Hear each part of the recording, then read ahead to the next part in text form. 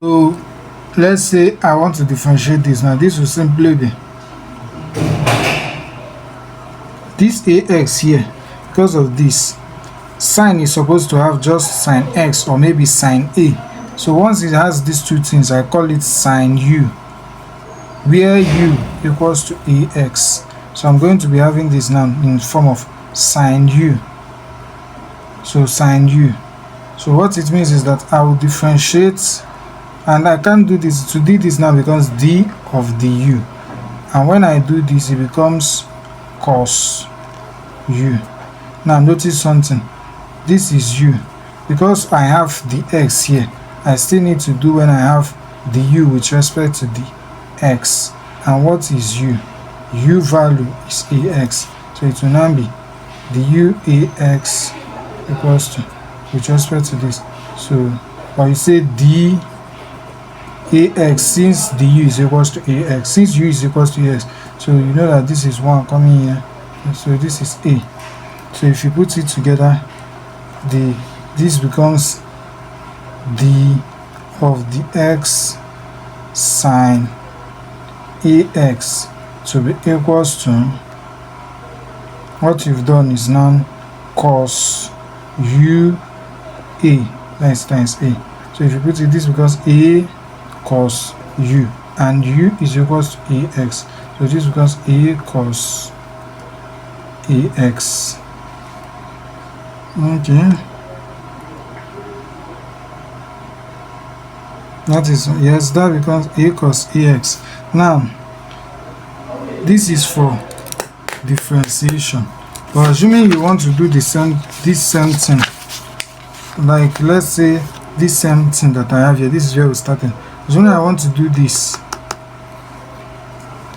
or let's say, yes, assuming I want to do this, let's do it here first. To integration, what I have to do is to simply integration. So it's more like saying the key concept for differentiation is simply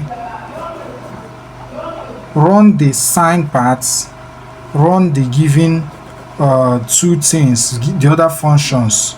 So differentiate this, then multiply.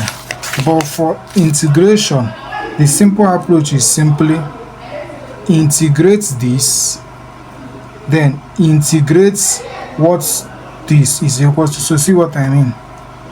Sine, integral of sine is simply minus cos. And notice that this is ax, we replace it with u. So that means sine ax equals to minus cos u. Now, u is equals to ax. And this thing is the same thing as saying the u is equals to a dx. So that by the time you do it, you see that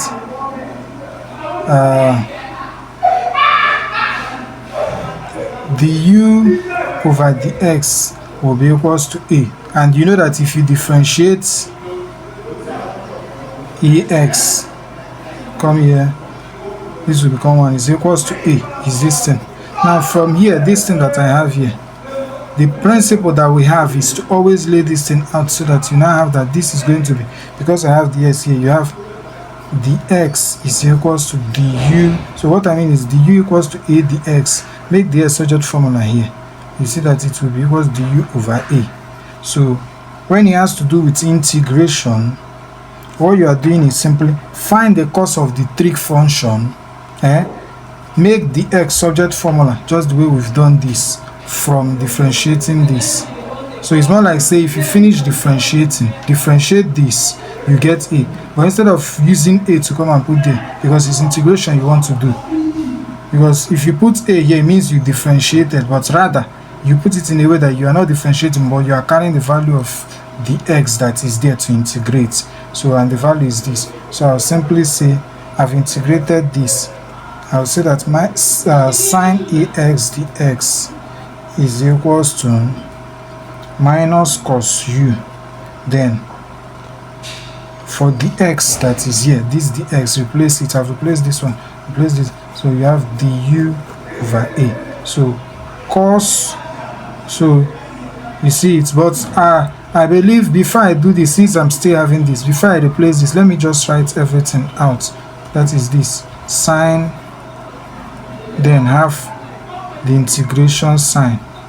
So what I mean is, as I'm having this thing now that is here, let me come and do it here. I'm saying this will become minus cos, or let me rewrite this thing, is equals to integral sine u. I'm replacing this, then the u over a. I could have just solved completely, but I just want you to see what I'm doing. So I've replaced this with this, but I've not integrated this one now. So integrating this becomes minus cos u the u. Sorry, minus cos the yes, if I integrate this, so it's more like saying integrate u. That is why I'm putting this. Integrate sine u with respect to this du. So if it's true, that is like this is an angle now. If I integrate this, it changes to this. So this will leave. So it's now all over a. And remember, this is the sentence I'm saying cos u is ax all over a. And indefinite integral, you include plus c. So let's try to see if with what we got here, this is a cos x that way should be differentiated. Come in. So we differentiated and we got a cos ax. So let's try to integrate it. So integrating a cos ax is the sentence saying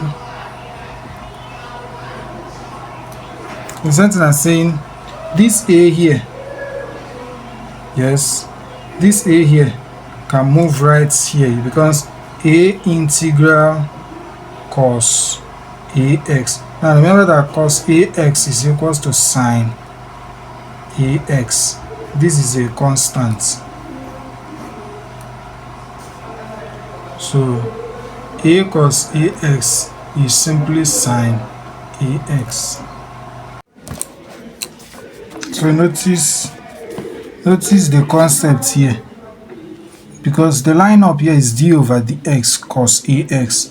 But notice that when it's integral, you are differentiating ax with respect, it's still with respect to x, but the line up horizontally. So for this one, you are doing whatever you get for this, replace this, because cos can't have two functions. Cos u, differentiate it with u. Then the u is ax, differentiate ax with respect to x. So after everything, you are joining the whole thing together.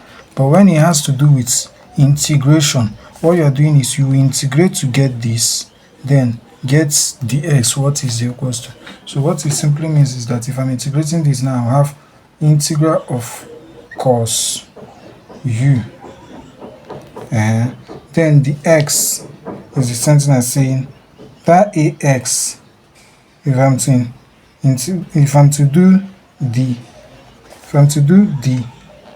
ax with regards to the x, I'm going to be having a, and notice that ax is u, so the u over the x is equals to a. So the x is going to be the sentence saying the u over a. Yes, because this will be over a. So replace this ds with the u over a, so I have the u over a. So this is the constant for integration. So I have the u over a. So integrate cos u now with respect to the u, so that you have sine u all over. Because by the time you do this with respect to this, this will leave all over a. So this will now be the sentence u is ax, so it becomes sine ax over a. So that's the concept behind it. That's how to go about it.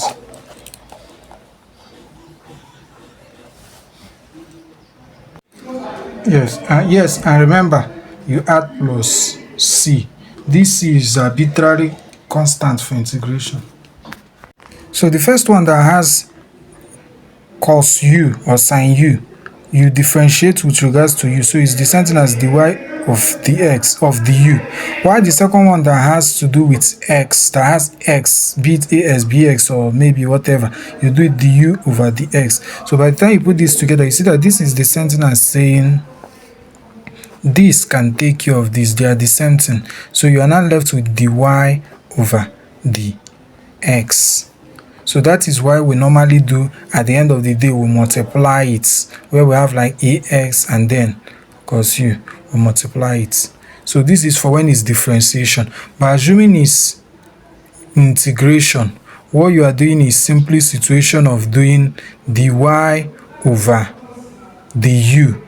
And remember that that thing they normally give you is already having, for example, if they tell you to integrate now, they tell you cos ax dx. So you see that the part of the dx that you have, that is the dx that you have to change it. And when you change it, is usually maybe du of a or du of anything. So you have to put it in a change of formula. So note that.